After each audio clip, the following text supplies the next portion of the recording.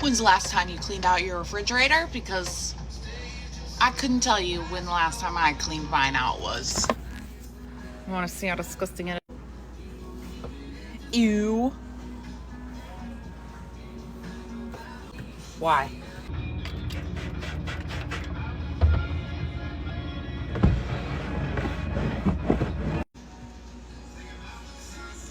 Got the bottom clean, got the door clean.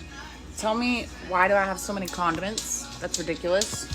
That's all old and expired, so it's going in the garbage. That is Bella.